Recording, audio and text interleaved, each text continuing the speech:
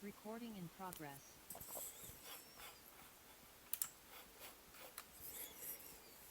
Hello, everyone. Welcome to this special session of Interactive Film and Media Conference 2026, the eighth. My name is Ar Ducao. I teach at NYU and MIT, and I run a small creative computing collaborative in Brooklyn called Do Code Studio, and I'll be your moderator for today. I also use they, he pronouns. So let's see. Okay. Yeah, so our panel is called Global Black Feminisms and Interactivity. And you might be wondering, why global black feminisms? Well, for me, I come to interactivity as a creative technologist and engineer. And for those of you who are of a certain age, you might remember HyperCard back in the day. This was the first programming environment that I used that got me hooked into interactivity, interactive storytelling, and creative technology. Some of you might remember the game Myst with a Y, MYST. That was created in HyperCard way back in the day. HyperCard was one of the systems that got me really interested in interactivity. But through the course of training to, become a technologist, studying computer science, etc., in both my education and then in my life as a worker and an educator, I encountered a lot of different types of inequity. And over the course of maybe the past 10 years, it's really become a passion for me to understand why inequity exists in technical culture and STEM culture, in STEAM culture. And especially in like where I live, I live on the unceded ancestral homeland of the Canarsie and Mati Lenape in Brooklyn. And if you haven't seen this website, Native Land, which is getting more and more sophisticated, is a great way to learn about the unceded land that you are on now. But yeah, especially, in our era, shaped by what I think of as accelerating techno-colonialism, longstanding histories of racialized oppression, a history of, genocidal colonialism. I think that it's important to really go back to the roots of why inequity exists in this land, especially because so much new technology is also developed, in this land and the lands that we're all on now.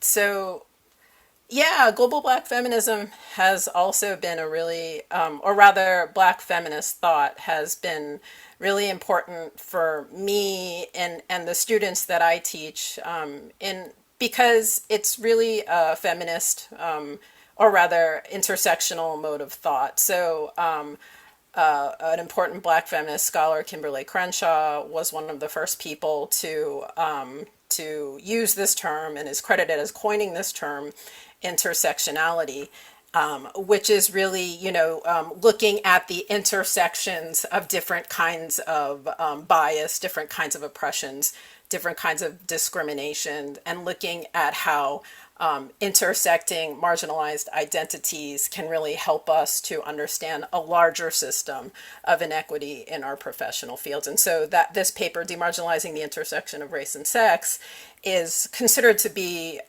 sort of one of the kind of cornerstone papers of the intersectionality movement. And incidentally, or perhaps not so incidentally, it's a paper that looks at a technical company, and really how car companies, pharmaceutical companies, other types of STEM companies were both at the forefront of innovation and at the forefront of discrimination. And so, thinking about both the intersection of marginal identity and the intersection of technical thinking, technical culture, and discrimination and bias is why I think this is such an important topic, both in my life and perhaps to discuss today, and perhaps also a pathway for greater solidarity between all of our identities. So we have three panelists today, and one panelist who unfortunately, hopefully, will be attending but had a medical emergency. So I'd like to take a moment to share appreciation for Myrtle Henry Sodhi and the presentation that she so diligently put together, mapping the polycrisis through rememory story work. Hopefully there will be a way for Myrtle to record her presentation, and perhaps it can be shared later on after the conference.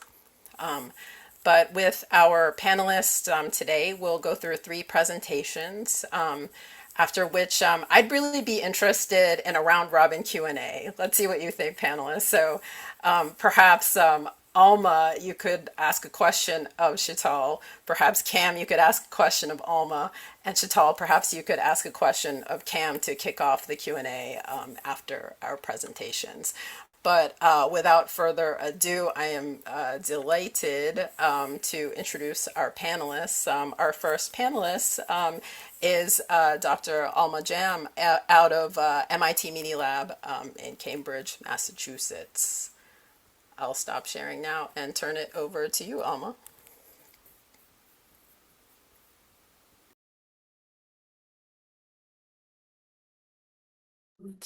Thank you so much, R. Thank you all of you for being here. I feel honored to be a part of such an esteemed panel representation. So I'm really excited to learn from all of you. Um, and when R reached out about to do this panelist opportunity, I won't lie, I was very nervous because I'm still a student in just understanding all of what I've learned about um, techno-colonialism and really being a student of R's work as well. And so I'll kind of give a context about where I started doing my own personal projects and where that all came from. I'm originally from Cameroon, West Africa.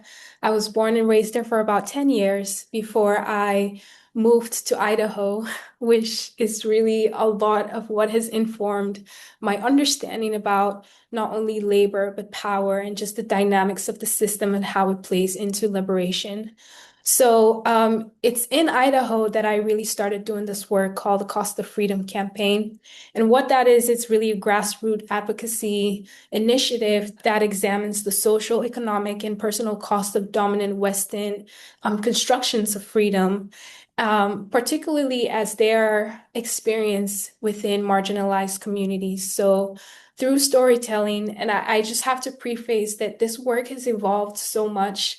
How I started doing the work has really changed from how it is now. But through storytelling, dialogue, and public engagement, the campaign really challenges conventional narratives of liberation and explores how systems of power shape access to autonomy, opportunity, and belonging. And so, with that being said, I just want to start with this slide in really grounding what the power of media. As you all know, media is one of the most powerful tools in how we use in shaping what we believe is possible, what we think is normal, and who we see as human beings. So every story that we consume, whether that's through film, social media, the news, or any interactive platform, really teaches us something about whose lives matter, whose stories get told, and who's invisible. And so within this, we know that power is not neutral. You're either being extracted or being the extractor. And that's something that I had to really grapple with and had a hard time conciliating even with my own navigation within the system. So, one of the things that I did when I started this work in Idaho, I really wanted to focus on bringing awareness on how human trafficking was also prevalent within those local communities because up to that point, everyone had their own perceptions and stereotype about it being just something that you find in developing countries and so on and so forth. But I really wanted local community members to see how prevalent that was also embedded within their local system. And the medium that I chose to really tell this story was through a documentary, partly because the visual and sonic language really conveys authenticity if it's done right, obviously. But we're able to see survivors' faces, we're able to hear their stories and experience their presence when they tell these stories through this medium. It's also really hard to dismiss or misinterpret the abstract information when you hear it from the person that's actually living the experience. One thing too that I also like about documentaries is just how they can weave together individuals' narratives, their archival footage, data visualization, and expert analysis to really give structural context. But another thing, especially in regards to talking about human trafficking and slavery, is that it not only, while it can center one survivor's story, it actually does a good job of showing how complicit the entire system is interwoven in this exploitation. So we're looking at labor, the labor system, migration policies, and gender violence, poverty, and just lack of opportunity. And so this matrix of domination gives an overall collective view of just how the system works together to maintain exploitation and extraction of marginalized communities. So with that being said, I've always had this question about what is the cost of freedom and actually who is freedom meant for? And that's something that I really wanted to interrogate. But before even going there, I wanted to just start with this slide of women actually taking lead in this collective process of organizing. I don't know if there's any organizers in the room, but if you're probably aware of how much effort, especially emotional labor, it actually takes in organizing people. But one thing that I think I had not thought about before when I started working on the documentary, and again, thanks to R, I got introduced to this, was really unpacking how sometimes or unpacking or discussing how interactive platforms for storytelling and connection can often also forget to address the hidden costs.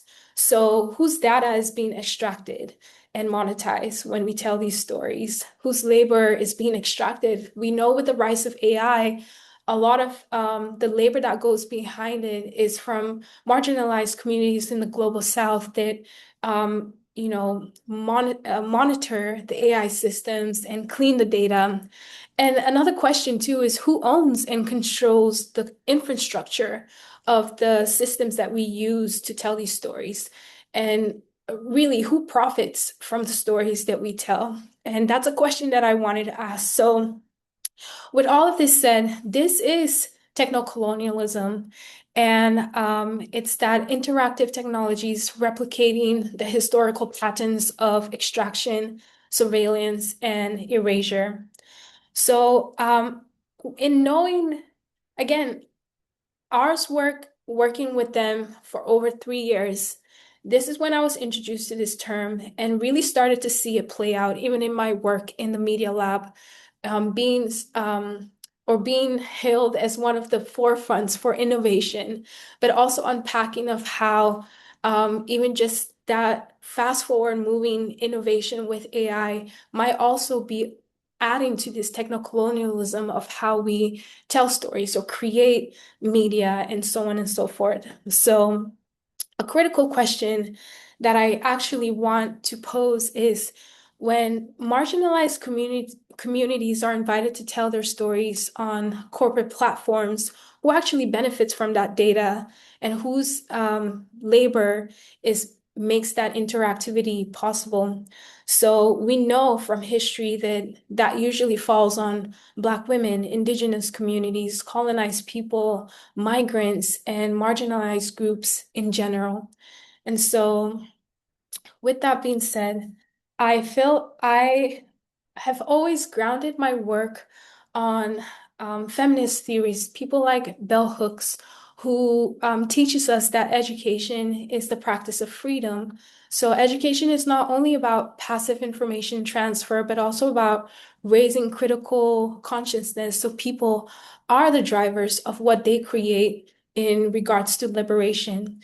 Audre Lorde's just talking about reminded us that the master's tools will never dismantle the master's house. And so we have to be brave enough to collectively think about building new systems and infrastructures that can liberate us all. And even just Patricia Hill Collins showing us that oppression is often systematic and it's not an individual act, but interlocking matrix of just structures and institutions and stories that are often negligent of marginalized contributions within creating it. So, with that being said, I have always approached my work, especially in interactive media, in understanding this difference between um, the usage of just dominant logic versus how Black feminists will actually interrogate this question. So, when we tell these stories, who is erased from the design or the data that we collect? Who profits from the engagement? And so, I think what really grounds this is that the stories about freedom that we're currently consuming, we have to ask those questions about who gets eliminated from that, who's absent, what futures become possible when we actually invite, um, the marginalized voices to actually tell their own stories.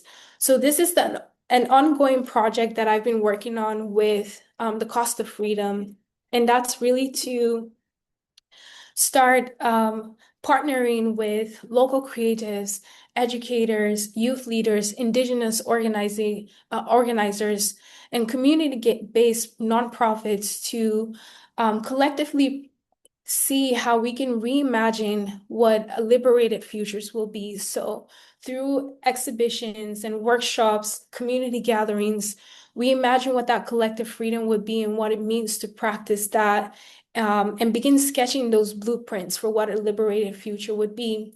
And here are just some of those questions that unpacked how we create that. So, what stories of freedom are we currently consuming, and who is absent from those stories? What futures become possible when we center those voices of the most affected by injustice?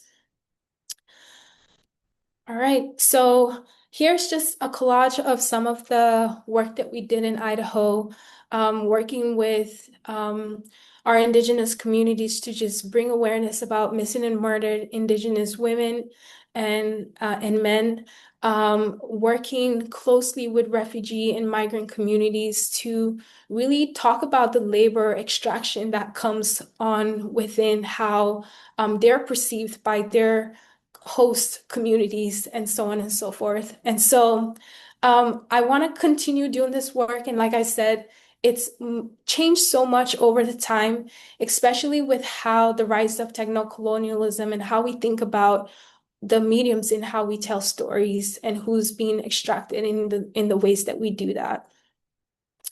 So one thing that I wanted to just put out there is storytelling as resistance and world making. One of the key things is making sure that invisible labor and infrastructure becomes visible. So, what does that mean? Storytelling really illuminates the often unrecognized labor of care, survival, and organizing that resistance sustains in communities. So, what Black feminist interactive work names is that labor is crediting and naming the platforms that actually perform this work, being transparent about the data policies that are used when we get this information, and building and budgeting for platforms and governance and making sure that the communities are actually in control of that. Preserving control and community memory. So stories serve as a living archive that carries history, it carries tradition, and lessons that are learned across generations. That's that oral tradition of history telling that we see in indigenous communities, and just trying to bring that back and actually understanding the importance of how critical that is in maintaining memory within communities. Also, just challenging dominant structures. So, storytelling, if done right, can disrupt harmful stereotypes. And in other ways, it can actually perpetuate that. So, being really critical about what type of stereotypes are being portrayed in the type of film or storytelling that we're putting out, imagining and building new futures. So stories and interactive experiences are tools for envisioning. And like Hooks had mentioned, just using that as a tool for using education as a tool for communities to critically um, think about what they would want to see when we talk about liberation for all. And then, of course, just building solidarity across all borders, and also considering the context for each of these different communities that we come into. And so, one thing that I wanted to post on this, I think this is actually my last slide, are I kind of I went through this really quickly, but the question that I used to ask was, what is the cost of freedom and who's expected to pay for it when we think about just the oppression and exploitation within society? But when I think about the power of media, I think how I want to shift that story, and the question that I want to ask to all of you is, how might storytelling actually help us redistribute not only visibility, but responsibility for liberation? So, yeah.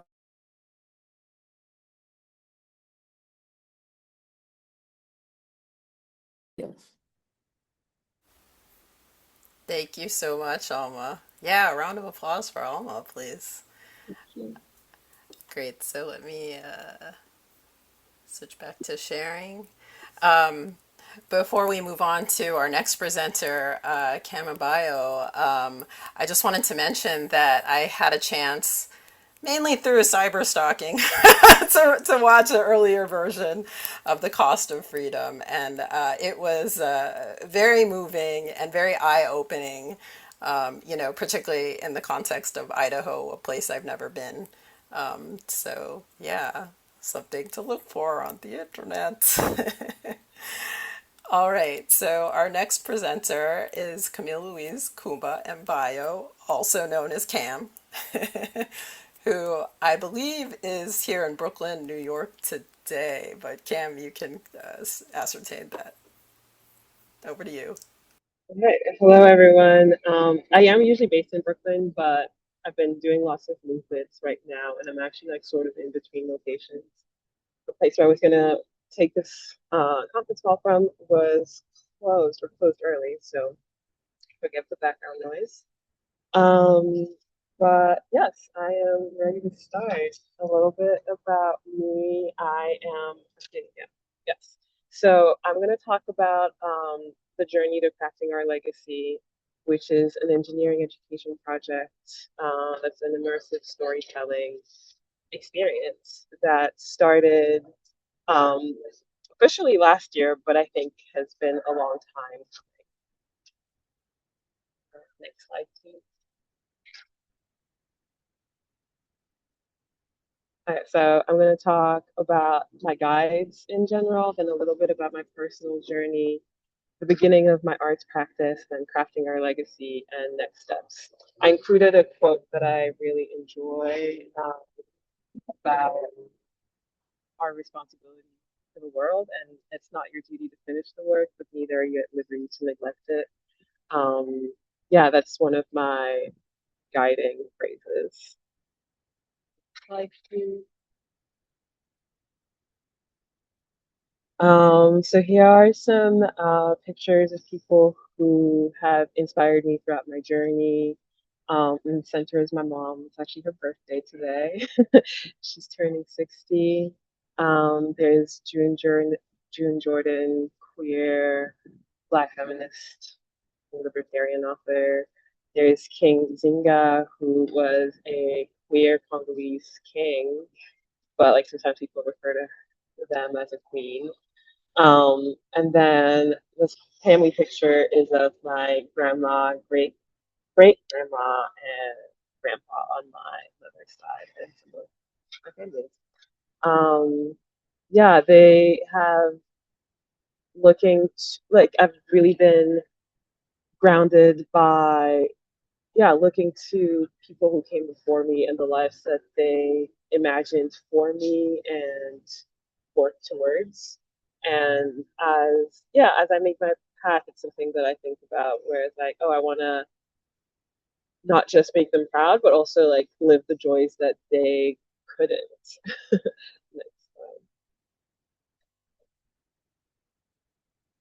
So yeah, a little bit about me. I started heavily in tech with a bachelor's in mechanical engineering and computer science. I did the whole like overachieving black girl and was very like only engineering and didn't nurture my other practices. And in those moments was also quite unwell mentally and just didn't was struggling. And through like different abuses by the institutions, medical malpractices, judicial, just academia in general, I kind of had a moment where I was like, if I don't live for myself and like take care of me through, then like it doesn't matter. And really, what I was saved by was stories of Black women resting, Black women going inwards, and um, yeah, and indigenous practices where right, you right there. Oops, sorry. Um, yes. So again, one of those moments where I realized that your gift is your responsibility, but also like your breath is your home and wanting to be in right relationships. And that meant taking a deep look at what I was doing and realizing that I wasn't content working as like in a startup doing predictive analytics and that I wanted more. Or like I wanted something that put me in right relationships with the earth that we collectively are destroying. And like and through and here's a picture of me and my brothers at graduation. Next slide, please. So so I sort of found home going inwards, and one of my friends organized a what is it called, like a amateur artist night, and I put together this piece that ended up being this multimedia dance piece where I played with projectors and light. And there was one part of it that was immersive where I like had like yes, perfect. So it was meant for people to experience as so that they could pause the video and read some of the things because some of them were like flashing really fast. But it was also meant as a pause where you like breathe in and out and just like go back to reflecting inwards. It was a moment where like Buddhism and was informing my perspective. So I wanted to like weave that into the story. And the story was about going home after a moment of chaos.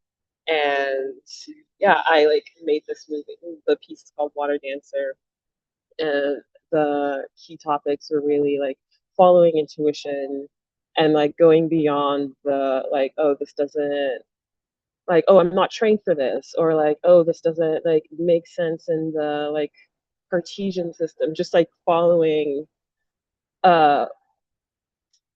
following something that is wiser or deeper than what I initially perceived, whether it's through movement and or just like going on a whim and making this 10 minutes.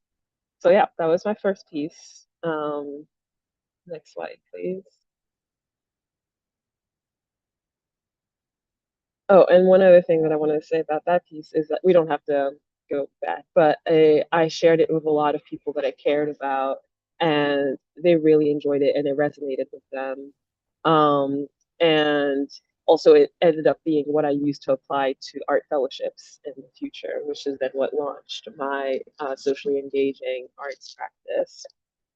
And the first fellowship I got was with More Art.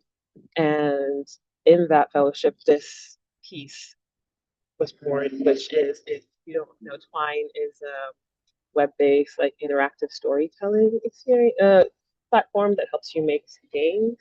And I was thinking about like how do we well I was thinking about many things um like and I think at the beginning of it wait Art, can we go back a little bit to yeah I think okay yeah I don't know if we can pause here so um yeah like when I think of interactive I think of like layers and yeah people being able to do lots of different things and like things moving and changing.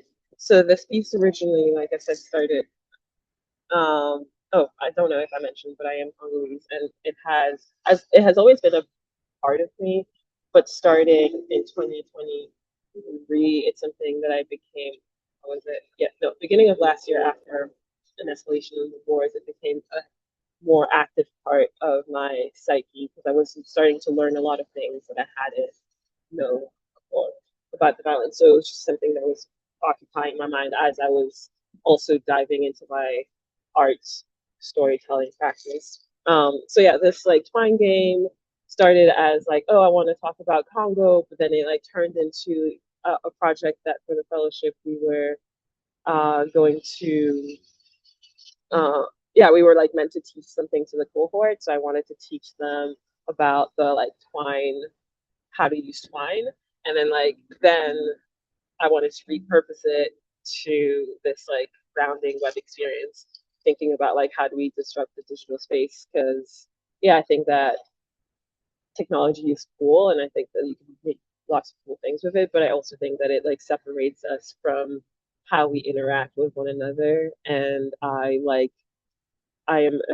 yeah, I enjoy playing with the online, offline, in person, not person dynamics. Um, yes, so yeah, now we can play. Like maybe, but yeah, this was just explaining the game, or just like a minor bug that I wasn't able to fix. So I then like explain how you could like go around it. Um, well, we can actually skip a little bit further in the video. Maybe. Also, is there sound playing? Well, not really. Okay, yeah. So actually, wait. Sorry, Art. Actually, maybe it would have been better if I played it myself. If I was your. But can we go a little bit before? Yeah, like maybe around there. A little bit after that. Actually, we can play from here. We can play from here. And then yes, pause here. So this is like sort of like the main screen where you go through multiple senses, and I can keep playing as I talk because I don't think there'll be sound until much later.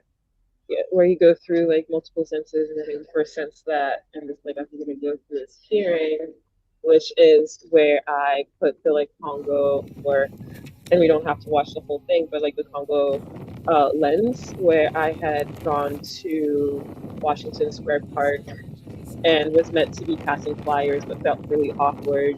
So then instead just like made a video of me standing with flyers and like them like blowing out in the wind and didn't really know what to do with that footage. So I like put it here as yeah, trying to make layers like yeah, like key topics layers upon layers, like interconnected dissonance as a tool. Yeah, we can actually I think it's almost over. We'll skip to the what's next. Uh,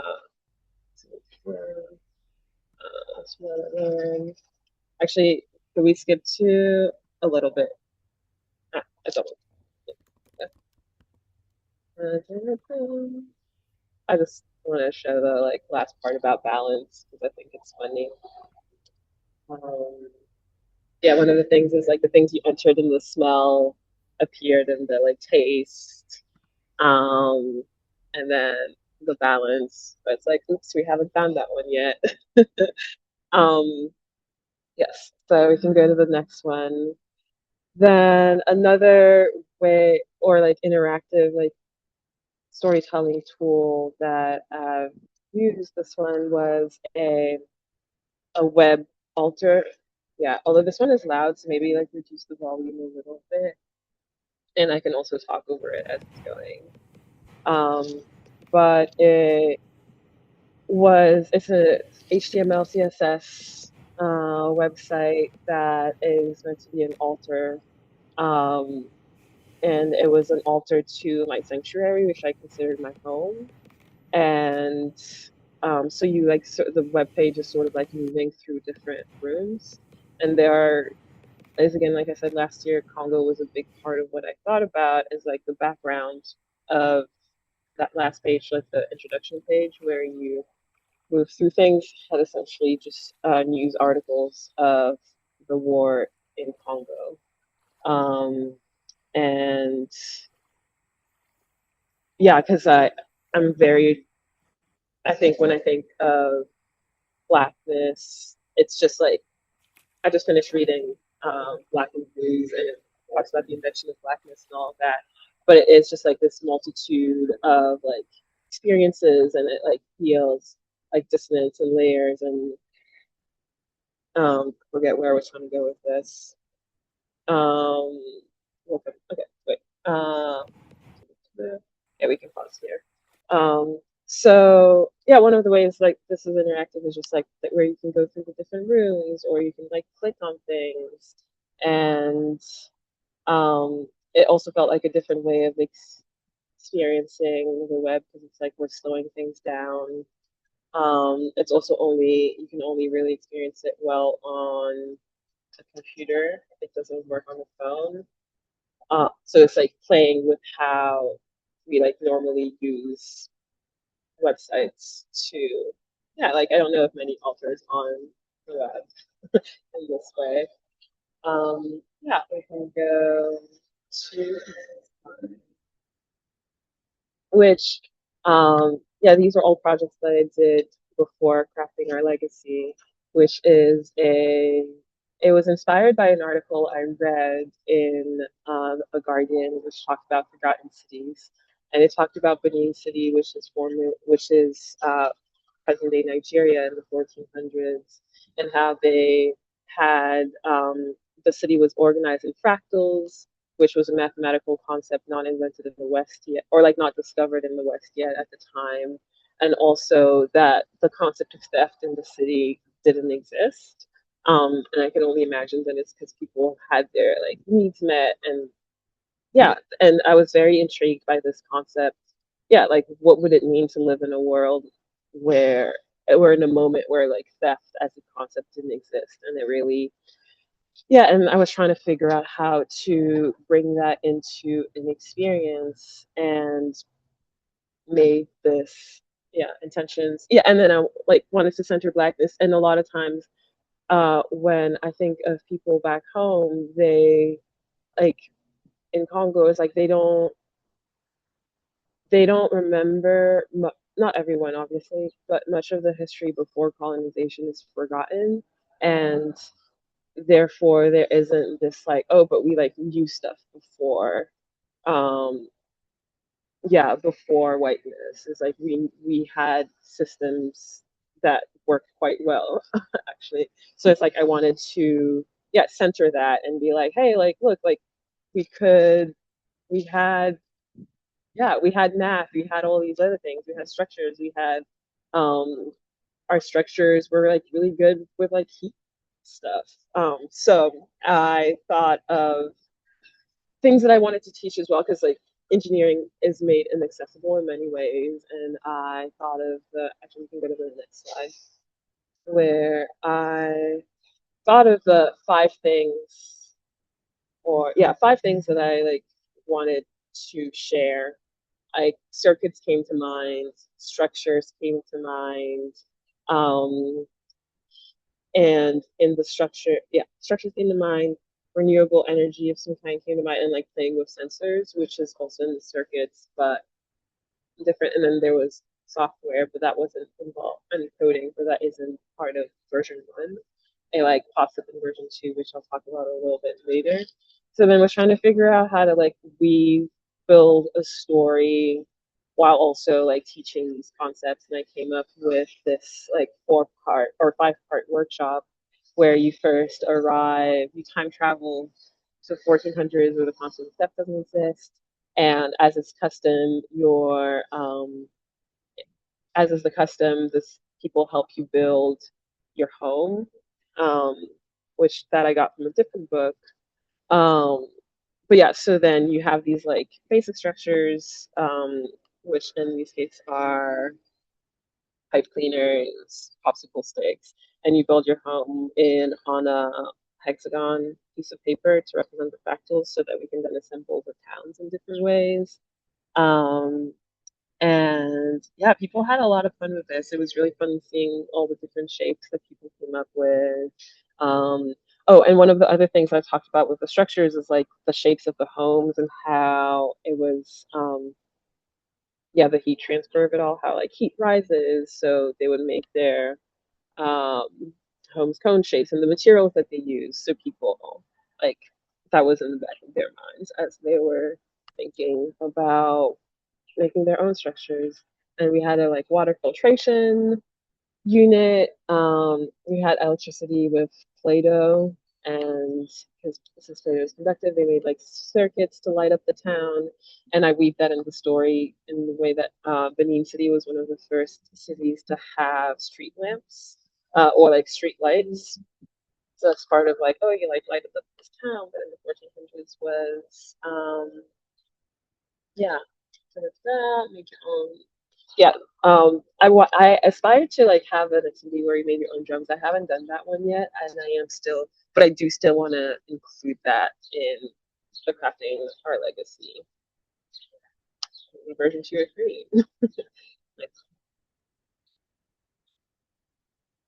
um, yeah. So there are just like a couple videos. Well, they're short of activations we've had at different locations. Like one of the I know this is and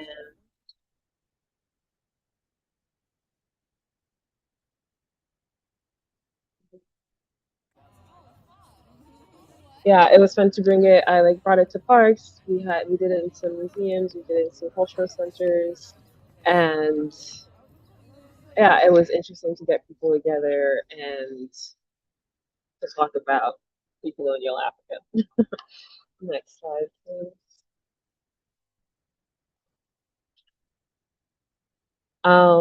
Then for the second part, I mentioned that I wanted to bring a software like coding part to the project.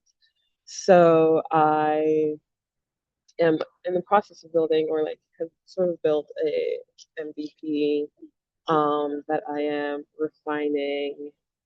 Yeah, this is the mobile one where I like found a bug as I was recording this and I was like, it's fine. But like currently you can import characters, you can import structures before like right now. Ideally like people will after they're done with their circuits can not circuits with their structures can use photometry to upload their structures, but in this version, it's just like a JDBL file that I found. Um, and I think there'll be a better example of it later. I'm not sure anymore. So yeah, so in this version, people essentially like upload. It's a part an interaction of the physical workshops where like the physical workshops live in this virtual space. But the part that I'm adding or that I want to add is like the circuits, the circuit logic. I want it to be like coding that they can play around with on, yeah, that they can, what's, sorry, I'm moving my words. I want the circuit logic to be a live coding that they can do on the web app to learn about like just very basic uh, logic of like if and like Boolean and yeah, basic variables and all of those other things. So these were some drawings that I made of what I want the or the first version of the website. We can go to the next slide. Oh, wait, I think there is there a slide missing?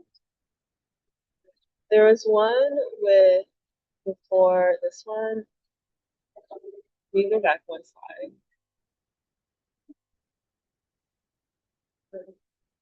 Oh yeah, this one. Um, this yeah, this was another one. Maybe we can play the green one, the one a little below. Yeah, that one. So this you're going So I was thinking how lovely it would be to be gifted like a plot of land to do something yeah, so these are useful like with. people's And another instead of like um building a home people on talking my about what they own, built. I would And just it was really interesting because quickly everyone got the same prompt, to but create like for a example this crossroad person where every direction led home for what somebody. they built Yeah. instead of a Maybe home for even me if I themselves need it. was a structure or Um, like a it was place where like like supposed every to be direction like went there were home. bushes made And then with you can like see like to the left of them gardens, that people used magical like Play-Doh and clay to dynasty sort make of. this structure and it's super cool. But yeah, I just thought a crossroad Um that doesn't divide, but instead like yeah. just one big invitation. One big invitation from I love it. And actually I think I'm gonna put it sort of at the center of the town. We're gonna like move some things around. Welcome. Yeah. So, and it's not super clear, but there's this, I've been playing around with tools to like digitize the structures I have and like above, yeah, actually like I think it's just not too clear. But the structure that is at the um that has like yellow and green on the bottom left quadrant. Yes, that one is like sort of supposed to be like the thing that's on top above the first sound, but it wasn't like next to the left of the text of the six. Yeah, but it didn't quite look. Yeah, I wasn't able to get the 3D model to look quite right. So that's something that I'm still playing around with. Now we can go two slides to the left. Yeah, something that I'm looking forward to is more workshops affecting our legacy and seeing how it evolves with more like participants using it. And I want, like, I haven't, the web app is live, but it doesn't have, right now it just has data that I put in it. So I'm excited to see what people can add because there's a feature and I didn't talk about this, but there's a feature where you can like add stories to the characters and you can add events and there's just like multiple. I'm like curious to see what kind of things how people use it. But one of the ways that they can is that I'm gonna do a partnership with R at NYU where students are gonna or participants are gonna um, do some live motion capture and if they want that could be part of how some characters in the Captain Your Legacy app move through the world. Yeah, and I'm interested in this continuous play between in-person activations and digital experiences and more collaboration. Next slide, please. Yeah, so thank you. If you're curious about the project or anything else I talked about, if you want to stay in touch, please feel free to contact me. Um, put my Instagram there, but I'm not really on there. So email is best. Thank you. Thank you so much, Cam. Yes, please share your appreciation. Round of applause. That was cool. That was like a cool interactive process of presenting your work. Yes, Yeah. so much, Mark. And I was lucky enough to be a participant in version one. That was super exciting. Like, yeah, to understand your vision and yeah, to participate at that. So come into a town near you, crafting our legacy. Keep an eye out. Thank you. Okay, great. So our final presenter today is Sheetal Magan, based in Toronto, I think, right now, I believe, to Toronto. Yeah, thank you so much. I'll turn it over to you, Sheetal. Great. Thank you so much. Yeah, I recently moved to Toronto to pursue my PhD in cinema media studies and have a background predominantly as a fiction filmmaker. But my PhD research is going to venture, I've become more and more interested in interdisciplinary practice, and my PhD research is going to venture more into VR and interactivity. But I wanted to share some insights from my last project, which is more revolves around speculative fiction and ways that Black feminist thought can really reinvent speculative fiction. My last project, the film was called City of Ashes. It was a 22-minute science fiction piece set in Johannesburg in the year 2035, somewhat borderline as dystopian as the present. It imagines a future South Africa devastated by a viral pandemic in which healthcare has become the primary mechanism of state control and policies of apartheid reemerge as a medical apartheid in which only the privileged have access to healthcare. City of Ashes follows a young Black mother, Chengetso, whose infant possesses a rare immunity to a deadly virus. As the state and medical institutions seek access to her child in the hope of developing a cure, she is forced to make impossible decisions about survival, sacrifice, and motherhood. And if we can move on to the next slide. While the film is set in the future, it emerged directly from questions that arose in the COVID-19 pandemic when it was made. Although I'd shot much of the film before the pandemic, I was kind of synchronously doing a master's at the time, and the events around me started to feel very close to the film. Like many people, I found myself witnessing enormous uncertainty. South Africa experienced one of the strictest lockdowns in the world, with military personnel on the streets deployed into communities. Healthcare systems came under immense strain.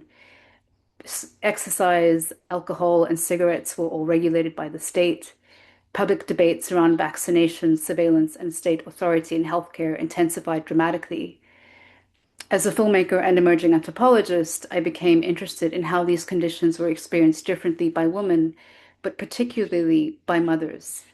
And I found myself asking a very simple question. How does motherhood change when everyday life becomes structured by uncertainty, fear, and survival? For the next slide. So just to give you a bit of background before we continue, my name is Sheetal Magan, and I'm a South African filmmaker and researcher currently pursuing my PhD. My background is predominantly in fiction film. I love doing very out of the box, often like kind of high genre concepts. But I found very much that the practice of filmmaking is rooted in extraction and always left me hungry for the potential of, are there different modes of practice that can engage communities, not just in the way that we conceptualize stories, but also in the way that we physically make films. And so it was then that I pivoted into more visual anthropological practice, seeing if I could answer some of these questions about why fiction filmmaking also felt so uncomfortable. I also started to engage aspects of decolonial theory and ways to bring the positive attributes of ethnographic fieldwork into the research elements of making a film, which I'll talk a little bit later about in the script of City of Ashes. And into the next slide. So initially, the film was not primarily about motherhood. The earliest drafts focused on political authoritarianism. It was trying to speculate about the potential state collapse in fragile societies under pressure from the pandemic. I was interested in the possibility that failures of post-apartheid democracy might create conditions for a future authoritarian state. The film imagined a future where apartheid reemerged around medical access, in which healthcare access was determined citizenship and social worth. But as my research developed, my attention shifted away from institutions towards the lives of ordinary women. The shift was profoundly influenced by Black feminist thought. One of the most important thinkers for this project became Cynthia Dillard and her concept of endarkened feminist epistemology or endarkened story work. Dillard argues that traditional academic research often privileges forms of knowledge associated with objectivity, rationality, and Enlightenment thinking, while dismissing spiritual knowledge, memory, storytelling, community, and lived experience. She proposes an alternate framework that she calls endarkened rather than enlightened, and this distinction is obviously important. The concept of enlightenment is deeply embedded within Western academic traditions. Endarkened thought instead asks us to consider what form of knowledge has been erased, what has been forgotten or marginalized through colonial history. For Dillard, storytelling is not merely a method of communication. Storytelling becomes an act of remembering. It becomes a way of reclaiming history, identity, cultural knowledge that have been systematically silenced. And so this framework became how I decided to pursue City of Ashes. And instead of constructing a film around institutions, I started to question, how does a mother understand the world when everything around her is collapsing? How does she define hope? What forms of knowledge guide her decisions? And in a dying world, what does it mean to be a bearer of life? In this sense, the film became less concerned with the future state and more concerned with maternal consciousness. It became reshaped as a kind of fable and a retelling of a world once on the brink, narrated from a mother to her child. Black feminist scholarship also encouraged me to think differently about motherhood. We can go to the next slide. A significant influence here for me was Toni Morrison, and Morrison repeatedly returned to motherhood throughout her fiction, not as a sentimental category, but really as a site of political and ethical struggle. For Morrison, Black motherhood exists within structures of racism and inequality. Mothers must protect and nurture children in a society that frequently devalues Black life. Motherhood, therefore, becomes a form of labor, resistance, and survival. And this understanding became central to the character of Chingetso. Throughout the film, she is confronted by a world that increasingly treats her child as a biological resource. For scientists, it becomes a source of immunity. For governments, an end to the crisis or a potential cure. For institutions, the child becomes data, but Chingetsu sees her son. This conflict is at the center of the film. Who has the right to determine the value of a child's life? A mother, a doctor, a government, a society? These questions became far more important to me than the political mechanisms of a dystopian future. And another influence that heavily sort of reshaped my thinking was the Congolese decolonial scholar Achille Mbembe and his thoughts around necropolitics. Mbembe extends Michel Foucault's theories of biopolitics by asking not simply how states manage life, but how they determine death. Necropolitics emerges in ways where certain populations are rendered disposable, Shigetsu definitely being amongst the disposable. Mbembe describes these spaces as death worlds, in which people exist in conditions that effectively reduce them to the status of the living dead. This concept was particularly useful for thinking about the representation of healthcare within the film. The dystopian medical system of City of Ashes does not merely heal people, it categorizes them, it measures their worth, it determines who deserves care and who does not. It evokes a sense of Black bodies being used as a site for experimentation during both slavery and apartheid. The body became a political object. This concern also connected strongly with Black feminist critiques of medicine and reproductive health.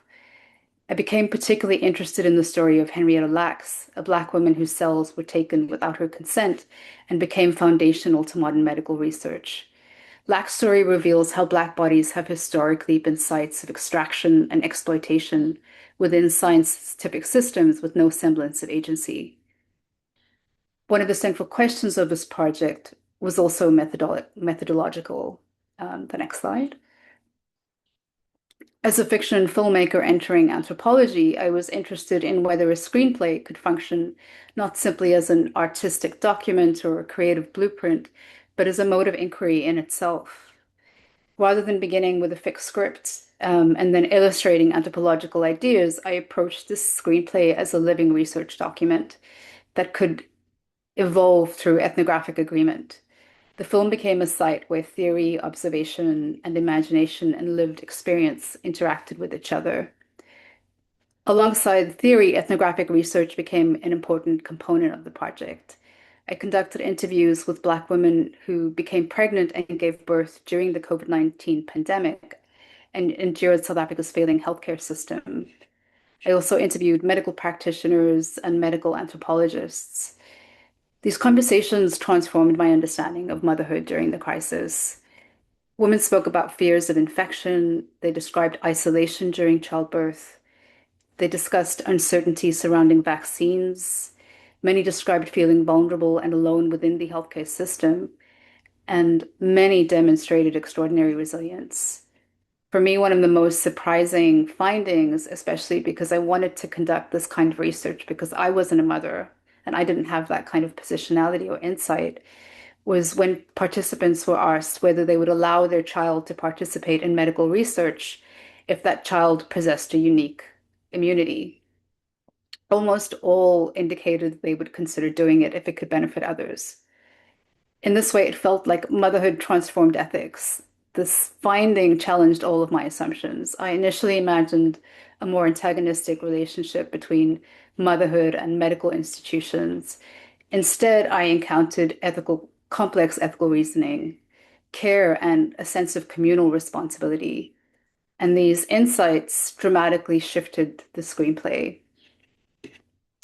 This process has led me to think about speculative fiction differently. Within anthropology, speculative fiction is sometimes viewed as a way of imagining possible futures, and that is true, but maybe speculative fiction can be a way of examining the present.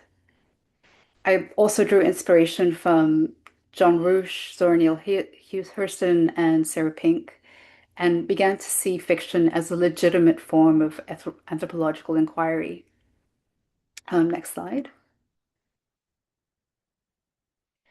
Visually, I rejected a lot of the norms of Afrofuturism, which can lean into techno-fetishism, by rejecting special effects completely and creating a science fiction world in favor of historical archive that looked at various moments of turbulence in South African history and created a sense of history really repeating itself.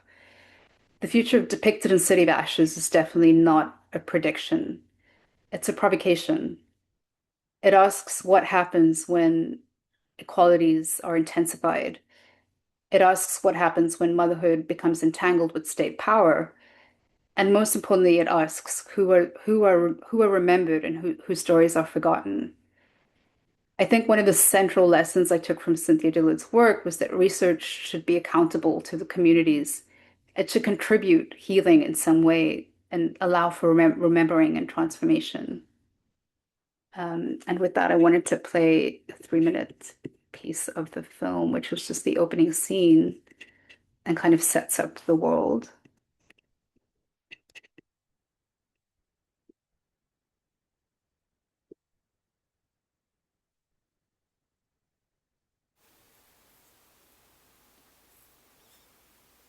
And you'll screen share that, Sheetal. Yeah. Okay, here we go.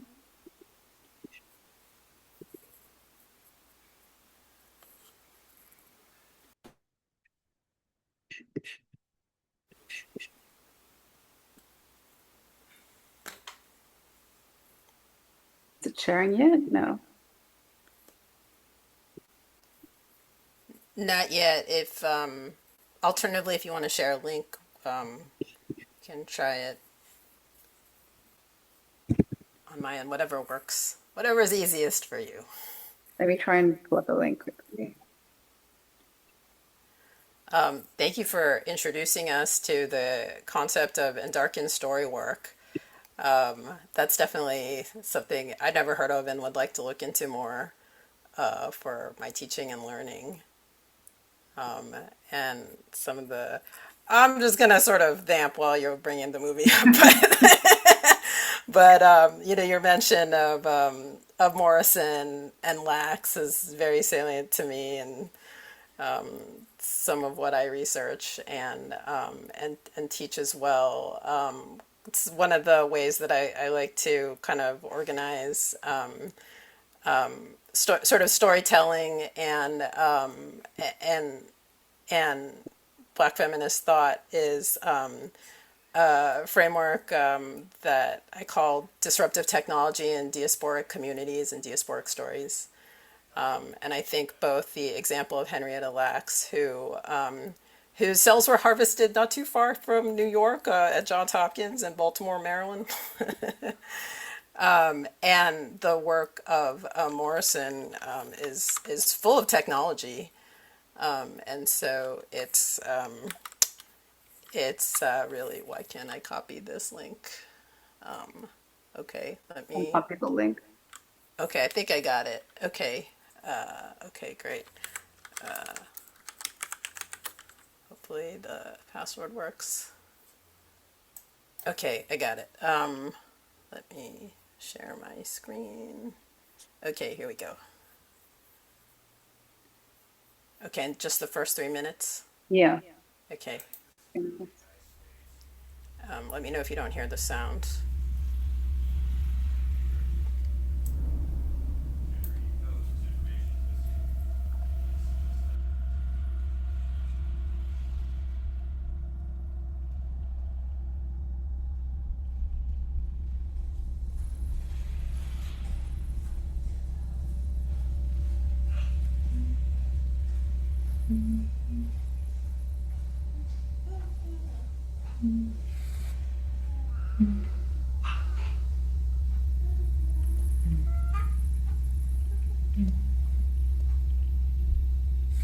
Magundi. She thought I couldn't remember when it began. But I remember. Screams. Others shouting after the children. People running through the fields. And the dead. I remember. Hobiya hava na chifhinga tshe muthu a ḓi lavhelesa a vhona u kwashekanya hawe. Zwino ro no hangwa maganuko na zwimangadzo zwa zwoṱhe zwi re phanḓa hashu, miloro yashu na mabono, zwithu zwa u tshila, vhushaka hashu na ḽifhasi ḽa vhutshilo. Hetshi ndi tshifhinga tsha musi ni sathu bebiwa.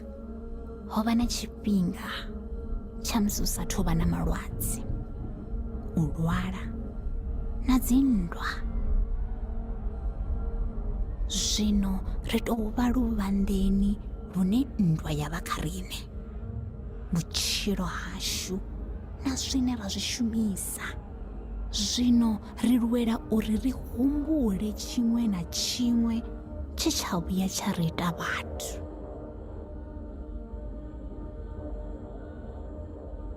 Mivhili yashu na muya une ra u fema zwi tou vha swina ḽi vhonalaho. Na mbo ḓi swika ndo ni ḽora musi ni tshi khou ḓa mbiluni yanga, ṅwananga, na vha ni tshi ḓo vha fulufhelo ḽanga. Kha iṅwi ndi farelela kha zwoṱhe zwe zwa vha zwi zwivhuya.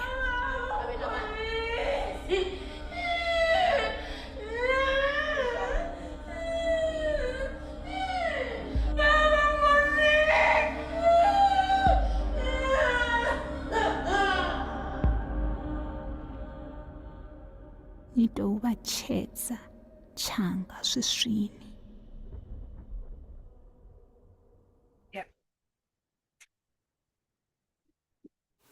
Wow, that was very, very powerful. Thank you you. for sharing that with us. Thank you. Great. So we'll now move on to, wow, that time flew by, but we will now move on to a round robin Q&A. And of course, folks who are watching and listening, please feel free to leave your questions in the chat. And yes, please, a round of applause for Sheetal. So Alma, if you have a question for Sheetal, love to hear it. Wow, Sheetal, that was really powerful. Thank you so much for sharing your work with us. The whole time, I could completely relate on how your work really shifted in regards to you started with, just wanting to explore, um, well, at least just the shift from now looking into motherhood. And I'm just curious, like, how did this project actually shape your own personal um, perspective about motherhood? Like, did anything change for you after you did this work? I definitely felt like there was a consciousness you become initiated to in becoming a mother that I couldn't access myself in a way. I think, particularly when I wrote this film, maybe 10 years before the pandemic, I was completely like, I had writer's block around the ending. I couldn't answer this question of like, if I had to choose between my own child and medical immunity, that what decision would any of us make?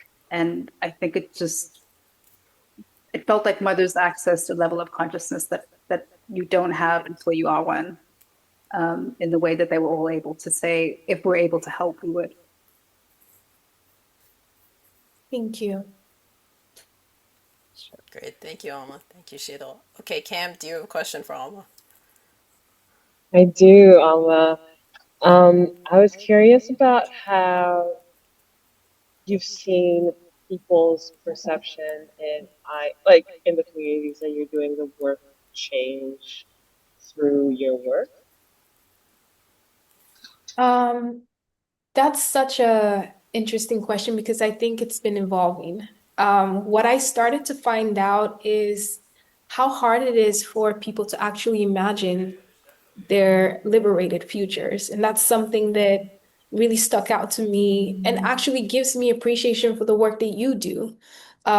So I think that's a profound takeaway is the imagination piece, because that's how we restructure these liberated futures. But it goes back to even just the definitions of how we've been conditioned to think about power and labor and success and freedom in general, and how there's so much work there's so much more work that we have to collectively do in unlearning those conditions before we can actually apply that imagination in restructuring the future. So that's something that I was really surprised, and not really surprised because I had a hard time too. And so it was something that I could actually relate with my audience when I always worked with doing that imagination work about co-creating futures. Great. Thank you both. Okay, Sheetal, do you have a question for Cam? Yes, I do. Am I unmuted? Yeah. Yeah, I just wanted to ask about how you understand interactivity, and not just in terms of the way we participate with it, but the way the power is negotiated through it.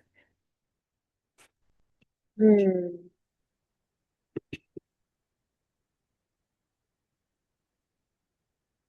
Well, that's a really good question. And yeah, I think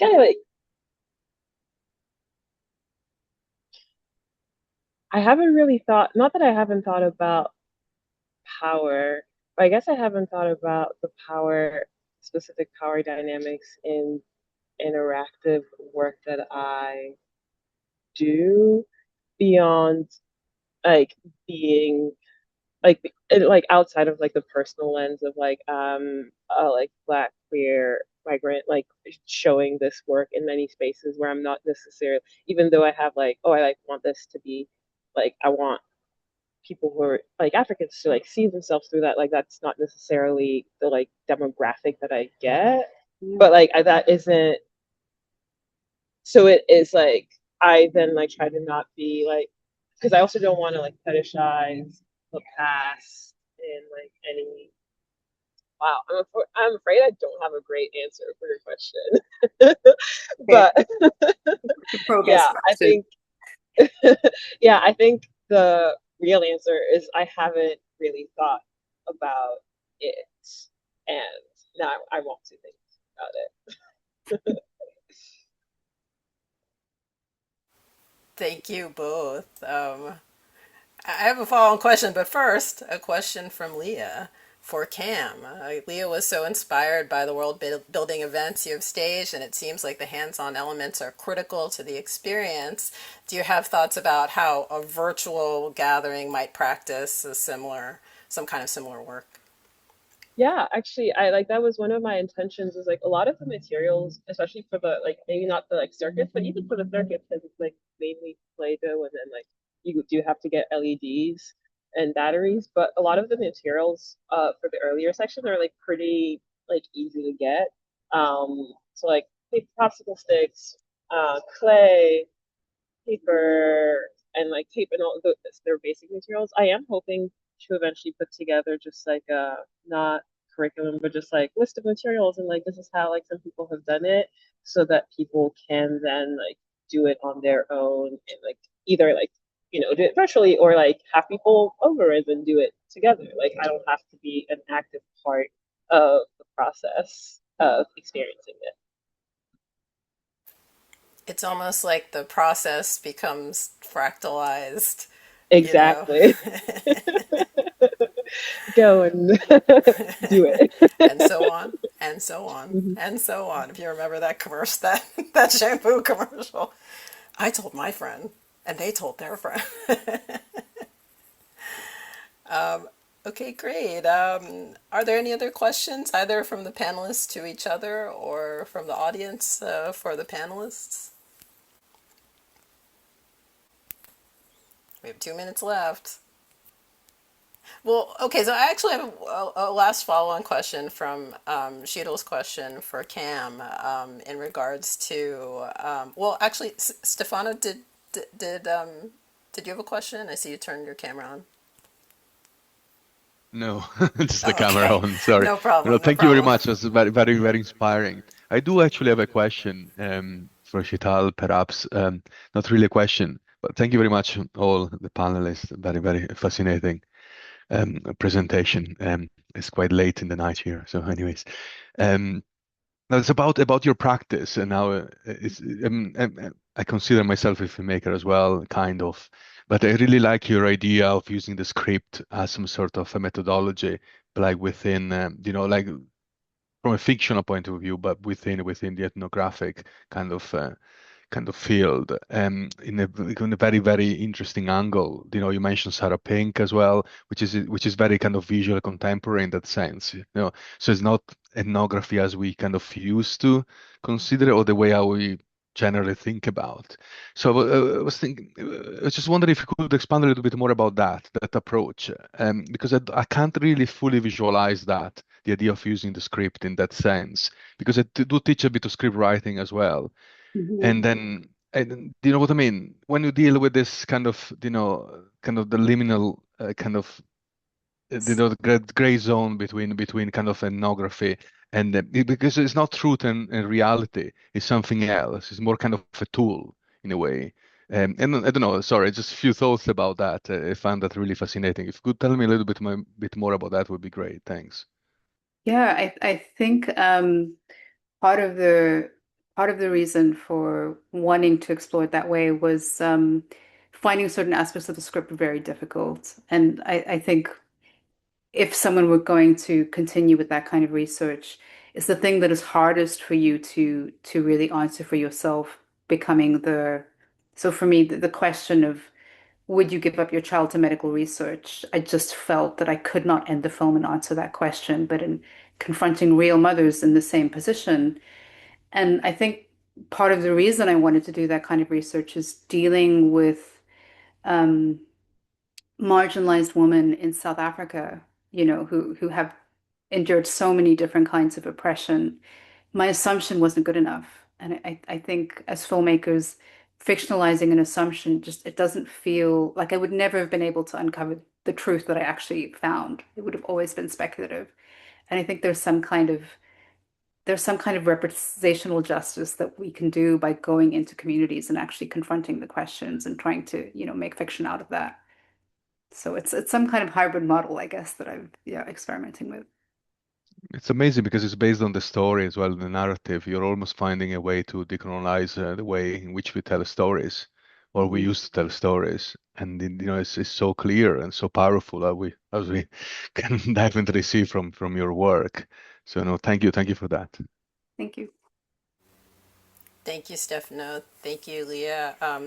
And thank you to our panel. On that note, we'll close out the panel. Really want to appreciate Cam, Sheetal, Alma, the organizing committee for interactive film and media for having us today. And I think the only other thing I have to say is Happy Pride Month, everybody. See you at the party. Bye.